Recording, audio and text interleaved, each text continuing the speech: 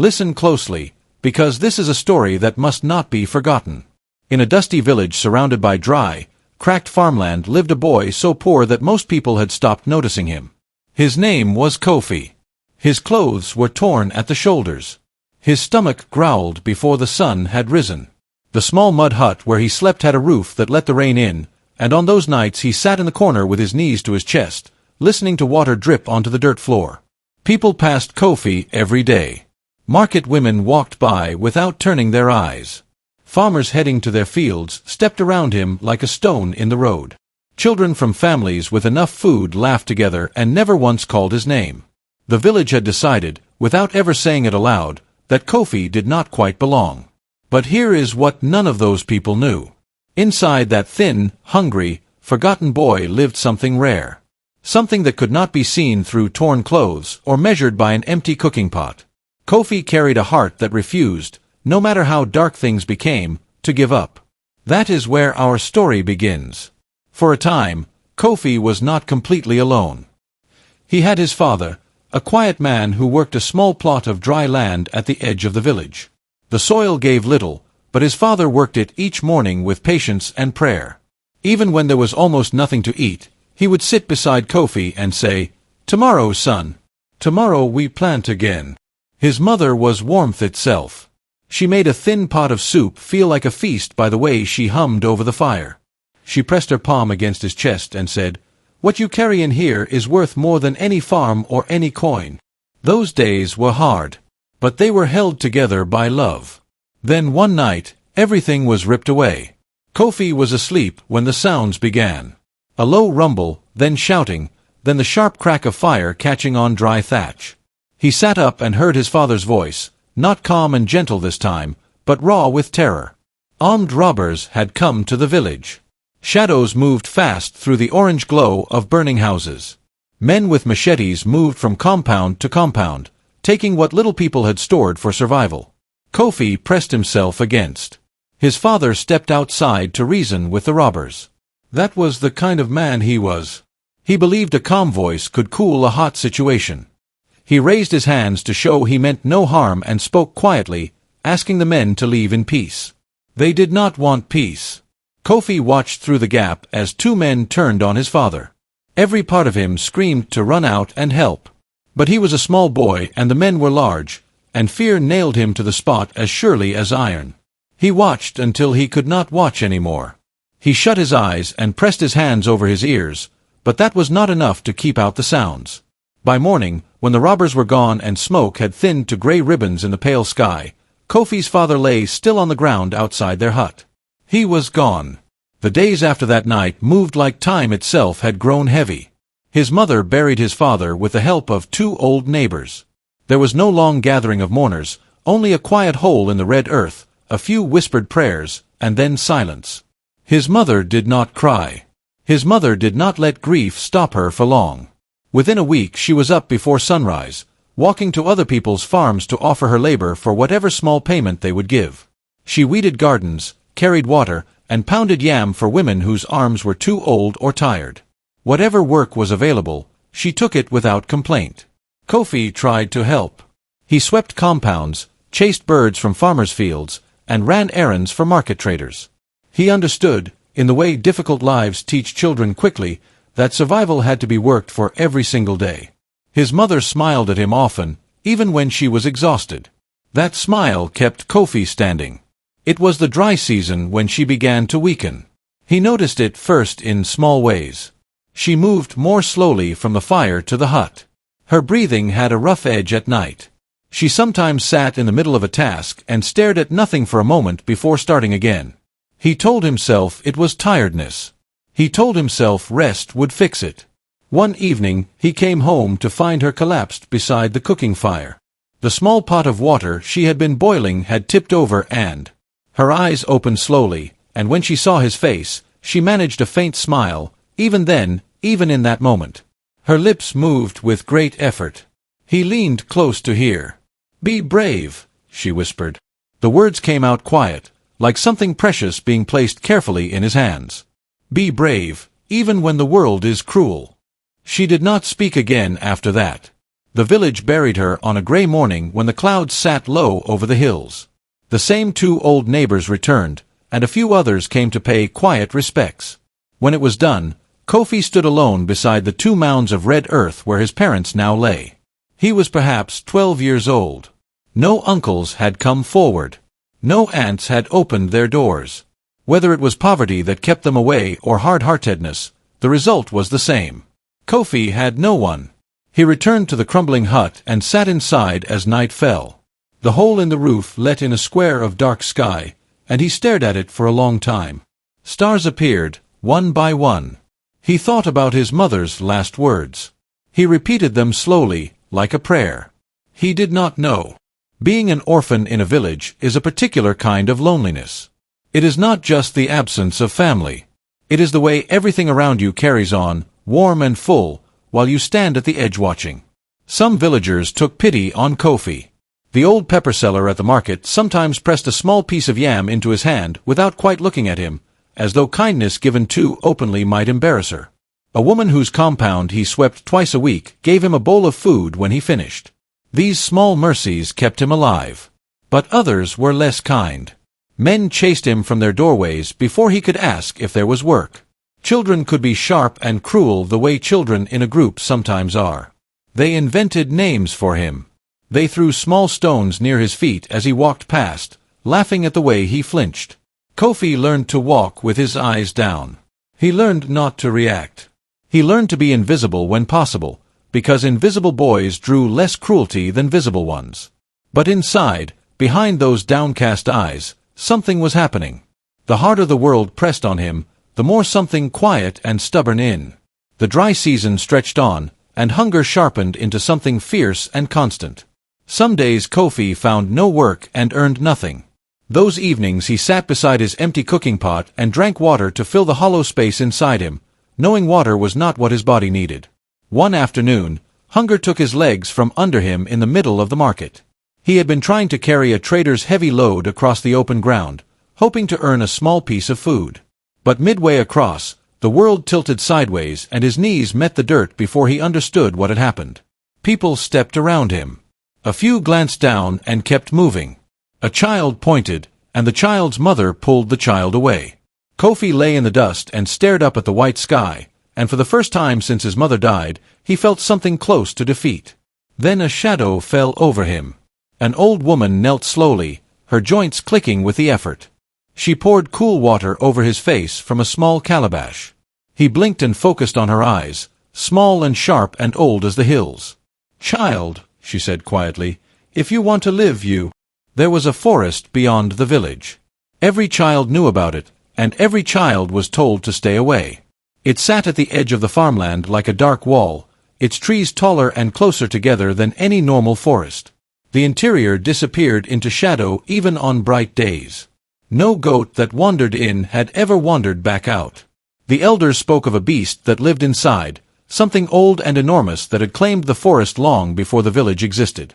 Hunters occasionally forgot themselves and went too far in, drawn by tracks or movement. They were never seen again. On rare, terrible occasions they came back hollow-eyed, unable to speak properly about what they had encountered in the dark between the trees. But there was another story, told in lower voices around fires late at night.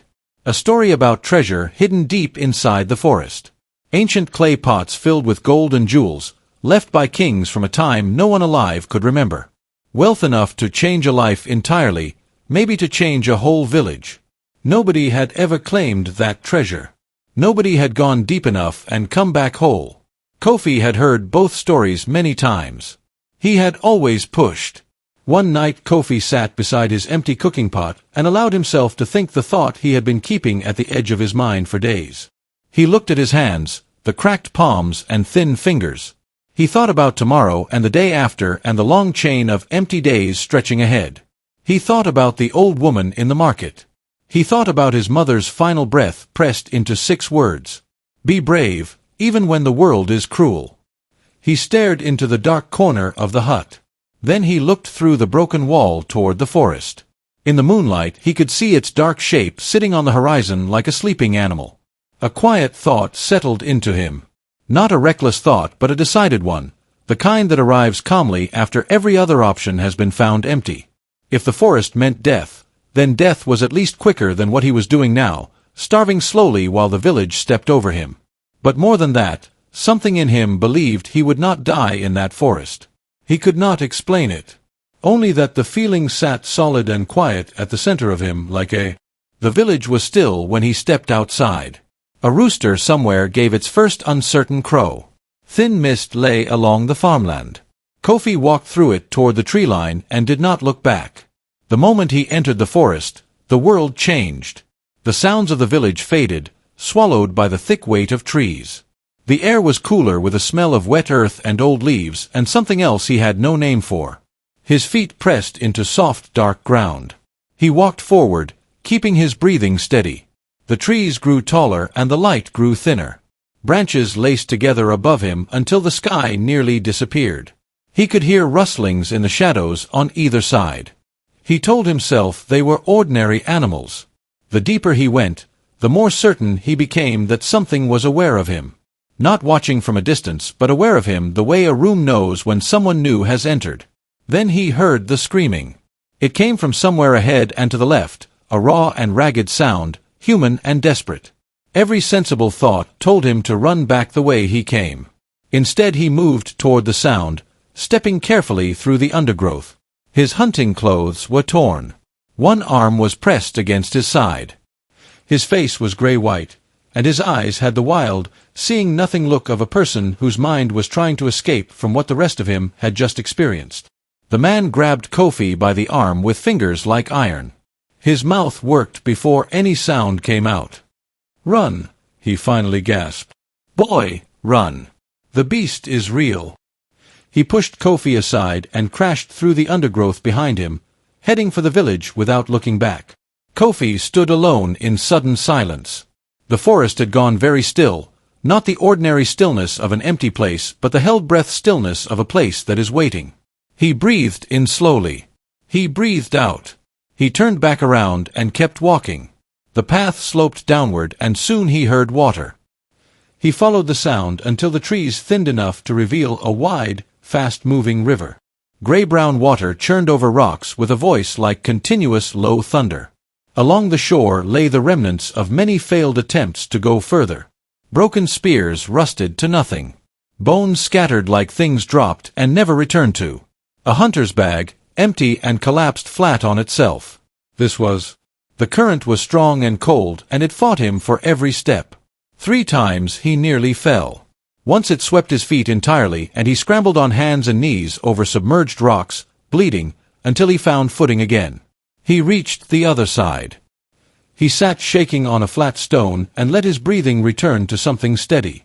His palms were cut and stinging. The cold from the river sat deep in his bones. But he was across. The trees on this side were older. Their trunks were wider than his arms could reach around, their roots rising from the ground in thick twisted arches. Moss covered everything. The light reaching the floor was faint and green. He walked deeper. Time moved strangely here. Then, without warning, the roar came. It did not sound like any animal he knew. It sounded like all animals at once, something that had existed before animals had names. It came from everywhere simultaneously and hit Kofi like a physical force, staggering him backward a step. Birds exploded from the canopy above him. Hundreds of them, a black cloud of wings and panicked calls, bursting upward through the treetops and scattering in all directions against the pale sky. The forest. 2 points of gold light in the shadows between 2 enormous tree trunks, perhaps 20 steps ahead. Low and level and completely still. The eyes of something that had never needed to hurry because it had never encountered anything that required it. The lion stepped out of the darkness. It was larger than any Kofi had ever heard described, even in the tallest stories the elders told. Its mane was so dark it was almost black. Each step pressed soundlessly into the soft earth, and as it moved into the thin green light, the muscles shifted under its coat like hills moving. It stopped 10 steps away and looked at him. Not the way a hunter looks at something it intends to catch. Not with hunger or aggression. It looked at him the way an elder looks at a child arriving from a long journey. With assessment, with patience, with something that contained both danger and a quality Kofi could not name. Every part of his body told him to flee. His legs trembled. His hands had gone numb. But he heard his mother's voice. "Be brave." He did not run. He stood where he was, trembling openly, tears running silently down his face, not from cowardice. The lion regarded him for a long time. Kofi did not count the seconds. He was not capable of counting anything in that moment. He simply remained where he was, chest heaving with quiet sobs he could not fully control, and met those golden eyes without looking away. Then something changed in the lion's posture. Something eased, subtle as a cloud shifting away from the sun. The terrible tension in its shoulders softened. The edge left its gaze and became something else, not warm exactly, but no longer the edge of a blade. The lion lowered its great head once, slowly. Then it walked. Not at him but past him. It moved alongside him, close enough that Kofi felt the warmth coming off its body like heat from a fire, close enough that the dark fur of its flank was within reach of his hand. It passed him and continued forward along the path, walking at an unhurried pace, as though it had somewhere specific to be and expected him to follow. Kofi stood motionless for a moment. Then, on legs that barely obeyed him, he turned and followed the lion deeper into the forest. He could not have explained why. Only that refusing felt as wrong. The lion led him through undergrowth Kofi never would have found alone. Branches parted. The ground became clear and flat beneath his feet. The light faded as the trees crowded closer, but he could follow the slow gold movement of the lion ahead of him in the dark. Then the trees ended. He stepped into a small clearing, and in the rock face at the far end stood an opening. A cave entrance, low and wide, carved not by nature but by hands, old hands, patient hands, from a time long before his own. Symbols were cut into the stone around the opening, worn smooth by weather and years but still visible, the kind of marks that carry meaning even when you cannot read them. The lion stopped at the entrance and turned to look at him one final time. Then it moved aside. Kofi approached slowly. Inside, it was not dark the way he expected. A faint golden light came from within, sourceless and steady.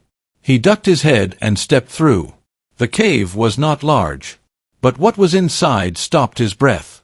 Along the walls, on low stone shelves, stood clay pots. Dozens of them, old and sealed with wax, painted with the same.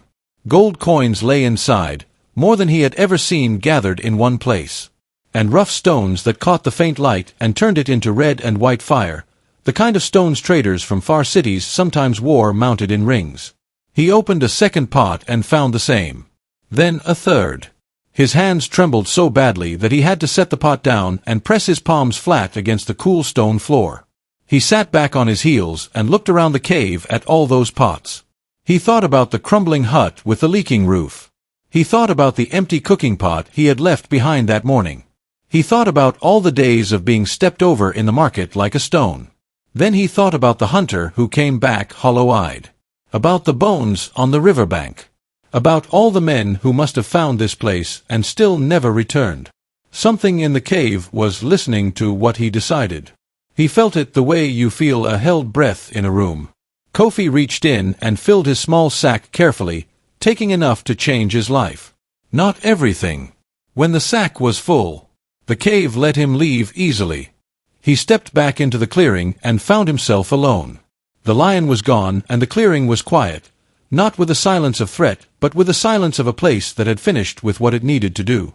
The sky above the trees had turned the deep blue of late evening. He had been inside longer than he realized. The return journey was harder. The storm came as though the forest had been holding it back until he had what he came for. Rain poured suddenly through the canopy, turning the path into a dark stream within minutes. The river was worse on the way back. It had risen with the rain upstream and pushed against him with a force that felt personal. Twice the current swept his feet and he went under, coming up gasping, fighting to keep his grip on the sack. He could not lose the sack. He would not lose the sack. He clawed his way across. He crawled up the far bank on his hands and knees, spitting water, and lay there in the rain with the sack still in his hand. He got up. He walked the rest of the way in. He walked into the village in the last grey light of evening. The first people who saw him stopped entirely. A woman carrying water from the well froze with a pot tilted awkwardly on her head, staring. Two men talking outside a compound fell silent and turned. Word travels fast in a small village. By the time Kofi reached the center path, a crowd had gathered. He recognized many faces, the market women who had stepped over him, the farmer who had chased him from his gate, the children who had thrown small stones near his feet. They all wore the same expression, total, open-mouthed disbelief. He was alive. Not just alive. He had walked into the forest that killed hunters, walked in alone as a hungry orphan boy, and walked back out carrying something. Nobody spoke. Nobody seemed to know how to begin. The old storyteller, the eldest man in the village, the one who sat under the same tree every evening and remembered things others had forgotten, was among them. He studied Kofi for a long moment. He looked at the sack. He looked at the boy's face. Then he walked forward, stood before Kofi, and nodded once, slowly. It was a small gesture. But the next morning he rose before the sun and sat outside his hut with the sack beside him. He counted what was inside carefully. There was enough. More than enough, if spent with wisdom. He thought for a long time. He thought about the things he had always wanted for himself, a solid roof, a full stomach, clothes without holes. Those things were possible now. Nobody would blame him. But he kept seeing, behind his closed eyes, the faces of the thin children in this village. The ones who swept compounds for scraps and walked with their eyes down. He knew exactly what their days felt like. He also kept seeing the old broken well at the center of the village, the one that gave bitter water half the year and ran dry the other half, the one women walked long distances to avoid. By the time the sun cleared the horizon, he had made his decisions. He went to the market and bought food, not for himself alone, but enough for 10 families struggling through the dry season. He carried it himself, house by house, leaving it at each doorway without staying to receive thanks. Then he went to find the man in the village who... The well was rebuilt within 2 weeks. Clean water. Deep water. Good water that tasted of nothing but itself. On the morning it was finished and the first buckets were drawn up. The women of the village stood around it in a loose circle, dipping their hands in and tasting quietly. An old woman pressed both hands over her mouth. Then she looked across the well at Kofi and shook her head slowly, the way people do when they face something they have no words for. That was the first change. It was not the last. Something had been unlocked in the village by watching what Kofi did. It was as though his choices reminded people of something almost forgotten, that helping was possible, that sharing cost less than the fear of not having enough. Neighbors who had not spoken in years began talking across their compound walls. A farmer whose harvest had been good began leaving extra yams at the doorway of a neighbor whose harvest had been poor.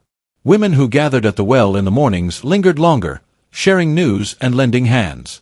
The children who had once thrown stones near Kofi's feet began following him at a respectful distance instead. Not mocking. Watching. It was the old storyteller who finally put words to what had happened. One evening the village gathered under the wide tree at the center of the path, drawn together by the new warmth returning among them. The old man rose to speak. "We have among us something we almost lost," he said. "Not because it was taken from us, but because we stopped looking for it." He let that sit in the silence for a moment. There is a lion in that forest. Many of you know this. Many of our best hunters went in and came back broken, or never came back at all. For generations we believed the lion was our enemy. But I am old enough now to understand something I was too young to understand before. He turned and looked directly at Kofi. That lion does not protect the forest from people. It protects the forest from the kind of person who would take everything and leave nothing behind. It tests what lives in a person's chest. It spares only those whose hearts are fearless and pure. He paused and looked out at the gathered village. This boy entered with nothing but courage and a clean heart. He stood still before the... Years passed the way good years do, not quickly but fully. The village grew. The farms grew stronger as neighbors shared tools and labor the way they had forgotten they could. Children who had grown up stepping over Kofi grew into young men and women who told his story to their own children as a lesson and a warning. Kofi became something the village had never had in quite the same way. Not a chief, not an elder by age, but a man whose word carried weight because everyone knew where he had come from.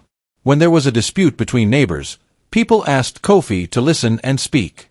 When a family was struggling, they came to him without shame, because he had been where they were and never pretended otherwise. He built a proper home. Solid walls, a good roof, a small courtyard with a shading tree. He filled it with the sounds of people who had learned to love him. Meals were shared. Stories were told.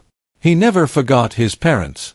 He kept 2 smooth stones beside his doorway, one gray for his father, one dark for his mother. Every morning as he stepped out to begin his day, he touched them both. And one. The forest received him differently this time. The air still smelled of wet earth and old leaves and that deep unnamed thing underneath. The trees were still tall and close.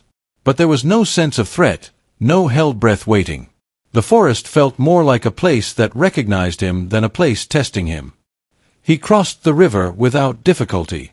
The water was lower and calm, and he waded across slowly, feeling the cold of it around his knees. He stood on the far bank and watched the current for a moment, the way you look at something that once nearly defeated you, feeling neither fear nor pride but simple quiet acknowledgement. He walked through the older trees. He passed the clearing with the cave entrance but did not go inside. He pressed his hand briefly against the stone beside the carved symbols and kept walking. The lion appeared between the same 2 trees. This meeting was different from the first. There was no trembling, no desperate swallowed sobs. Kofi stood straight and the lion stood straight, and they regarded each other the way 2 things regard each other when recognition was settled long ago and needs no beginning. Kofi pressed his hand over his chest. The lion roared. Once, clean and enormous, a sound that traveled upward through the canopy and out into the open sky above the trees. Not a warning. Not aggression. Something the elders might have called a blessing, the kind that shakes your bones not to frighten you but to remind you of what you are made of. The sound rolled away through the forest and faded into the distance. The lion turned and walked back into the shadows between the trees, its dark mane disappearing last, until there was nothing left but the green light and the quiet. Kofi stood alone in the clearing for a moment. He was smiling. He turned and walked home.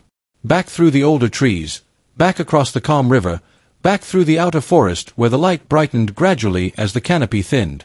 When he stepped out onto the open farmland at the edge of the village, the afternoon sun was warm on his face and the smell of cook fires drifted on the air. A group of children playing near the first compound saw him coming from the direction of the forest. They stopped and stared with wide eyes, the way children stare at something they cannot yet explain. The village elders still tell this story. They tell it to children who are struggling. They tell it to young people who have begun to believe that where you start is where you must stay. They describe the boy who had nothing, no parents, no food, no roof that kept the rain out. They describe the village that stepped over him every day like a stone in the road. They describe the forest that killed hunters, the river of bones, and the beast with golden eyes that no man had ever faced and remained standing. Then they describe what happened when a thin, hungry, forgotten boy stood still in the dark and refused to run. Every part of the story is told faithfully, because every part carries its lesson. But the elders end it the same way each time, with the same words, because those are the words that hold the deepest truth of all. The poorest boy became the strongest man because courage lived in his heart. And then comes the warning, delivered quietly and seriously the way all true warnings are delivered, when children are leaning in and the fire is low and the night is listening. Never judge a person by what they do.